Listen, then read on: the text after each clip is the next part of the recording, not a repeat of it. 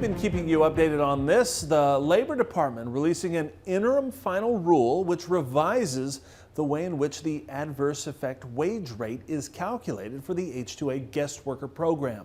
The United Farm Workers, they're against the changes, saying the way that wages will be calculated will cut those wages of all farm workers across the U.S. It says the move will cut income for farm workers by a third.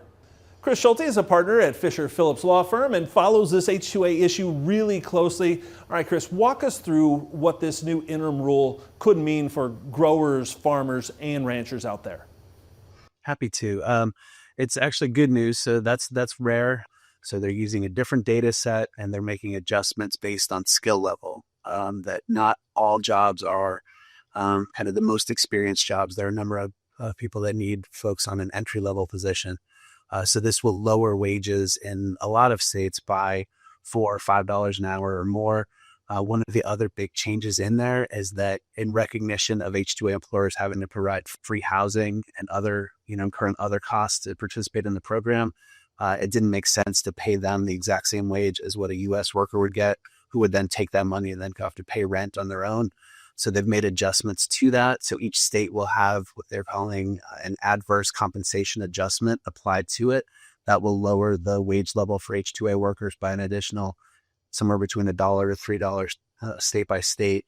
The estimate from the department is that this will save farm employers $24 billion over the next 10 years. So we're excited about that. Yeah, Chris, talk about this. As someone who deals with this all of the time and have been following this issue really closely, how does this help kind of add or change the acceptance or the use of this program, or could it impact it? It could. The number one complaint that had always been made about the program is just too expensive.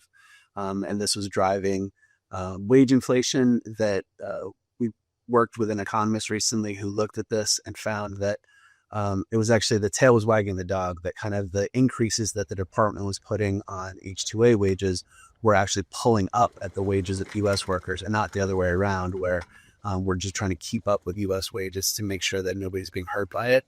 So by doing this, they hopefully will help address issues of inflation at the supermarket, obviously wage costs for farms, but just sort of generally helping keep farming in the United States.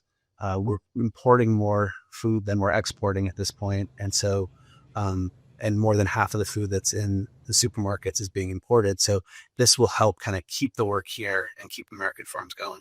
Great synopsis. Really appreciate the insights, Chris. Thank you so much for being here. Thanks. Happy to talk to you.